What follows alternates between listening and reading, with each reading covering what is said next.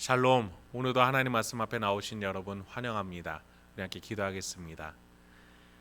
하나님, 오늘도 우리에게 귀한 하나님의 말씀을 주시니 감사합니다. 이 말씀을 통해서 오늘도 다시 한번 하나님이 주시는 능력으로, 하나님이 주시는 확신으로 살아갈 수 있는 우리가 될 수 있도록 주의 이 시간 깨달을 수 있는 은혜 허락하여 주시옵소서. 예수님의 이름으로 기도했습니다. 아멘. 오늘 함께 살펴볼 말씀 사사기 15장 14절에서 20절, 사사기 15장 14절에서 20절 함께 살펴보겠습니다. 오늘도 다시 은혜 주시는 하나님을 찬양합니다. 일상생활에서부터 하나님의 뜻을 저버렸던 삼손의 이야기가 오늘도 이어집니다. 그러나 하나님께서는 사명을 주신 자에게 그때마다 힘을 주시는, 계속해서 그 관계를 유지하기 위해서 그 인생을 끌어가시는 하나님이심을 우리가 계속해서 살펴봤습니다. 삼손이 그렇게 하나님의 뜻을 저버리는 그 상황 가운데서 사자를 잡을 때도 하나님이 역사해 주셨고, 블레셋인들을 잡기 위해서도 역사해 주셨습니다.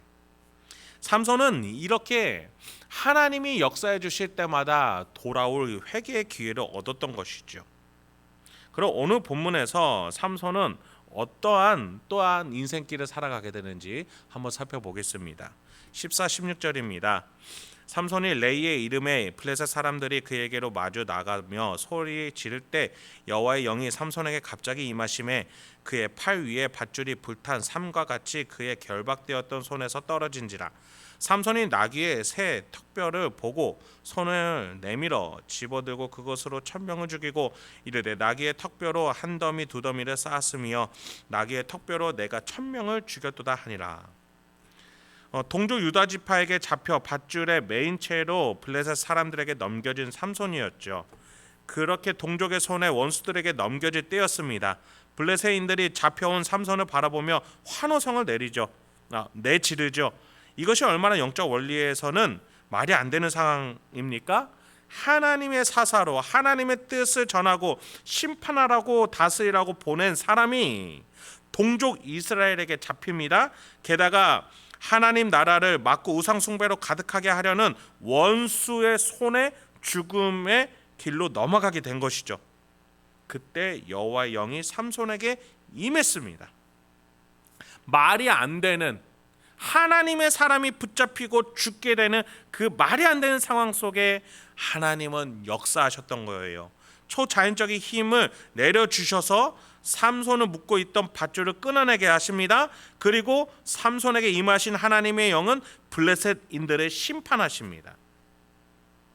누가 보이세요? 여기서 누가 보이십니까?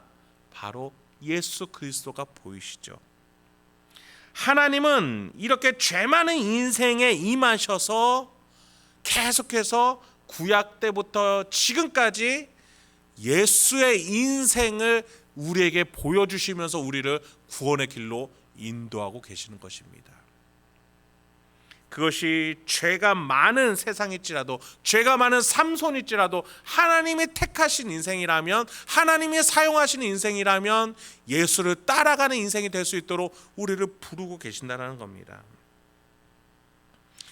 그래요, 구속사는 우리도 모르게 진행이 돼가고 있는 거예요. 그리고 마침내 그 마지막 날도 그렇게 우리도 모르게 올 수도 있습니다. 바울이 데살로니가 전서 5장 2절에서 주의 날이 밤에 도둑같이 이를 것이라고 말했죠.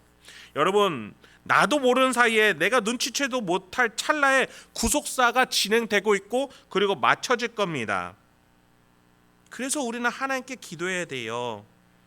깨어서 기도함으로 바울은 데살로니가 전서 그 뒷부분에 깨어 기도함으로 하나님께 간구함으로 이 일이 도둑같이 일어나지 않기를 구하라고 했죠.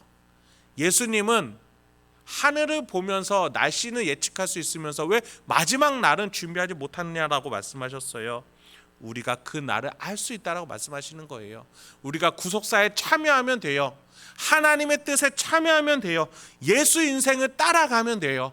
영혼을 바라보며 사랑하시면 돼요. 섬기시면 돼요.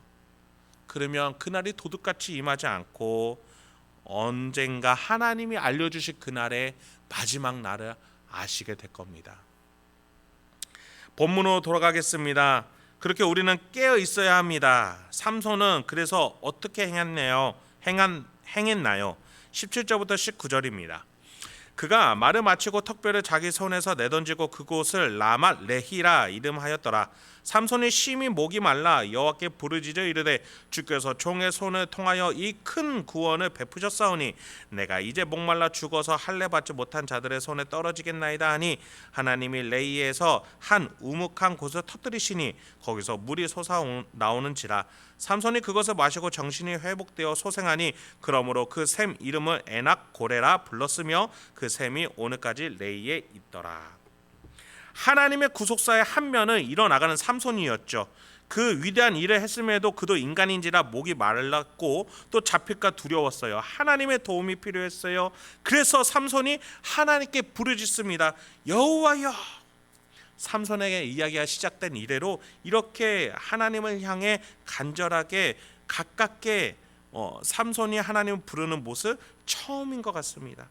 그래요, 여러분, 하나님을 부르짖고 하나님의 도움을 구하는 여러분의 때에 그날은 도둑같이 임하지 않을 거예요. 우리의 영혼을 소생케 하는 샘물이 터져 나오고 사랑이 흘러나오고 하나님 나라를 향한 확신을 갖게 될 겁니다. 여러분의 직장에서, 가정에서, 여러분의 일상에서 여러분이 할 수 없는 일을 하십시오. 무엇입니까? 영혼을 구하는 일이에요. 우리는 할 수 없으니 그래서 우리는 하나님께 부르짖게 돼 있어요. 하나님, 저 영혼을 구하는 일 나는 못하지만 하나님 할 수 있습니다. 주여, 내가 이 일에 목마릅니다. 주님, 역사해 주소서 할 때 하나님은 샘이 터지고 영혼이 구원해지고 사랑이 일어나는 그 역사를 우리에게 보여주실 거예요.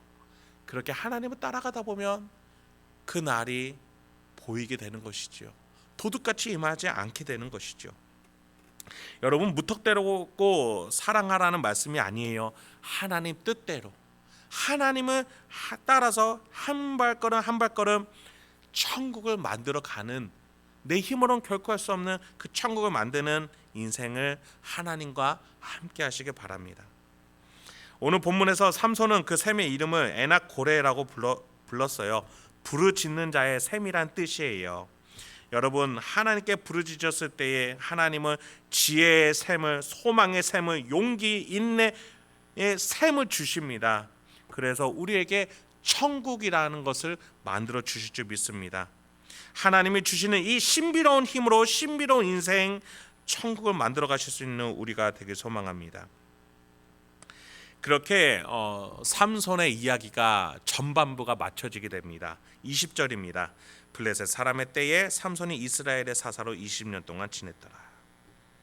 그래요, 삼손이 어떠한 인생을 살았던 어쨌든 그는 하나님의 사사로 살았다라고 사사기 저자는 기록해 주고 있어요. 여러분, 저 또한 하나님이 부르신 선택한 백성으로 우리가 이 땅에 지금 존재하고 있습니다. 우리는 죽을 때까지 신자가 되는 것입니다. 그런데 어떠한 신자가 되어야 할까요? 잠들어 있는, 주님이 다시 오든 안 오든 신경 쓰지 않고 제멋대로 내 욕망에, 내 육체의 소욕을 따라가는 자여야 할까요?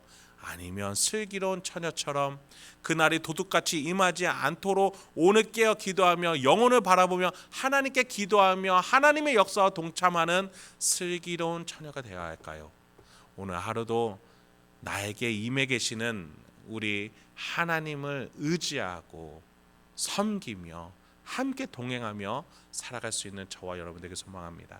나를 만드신 성부 하나님, 나를 구원해 주신 성자 하나님, 우리와 지금 함께 하시는 성령 하나님이 여러분과 동행해 주실 줄 믿습니다. 함께 기도하겠습니다. 하나님, 오늘도 우리에게 귀한 하나님의 말씀을 주시니 감사합니다.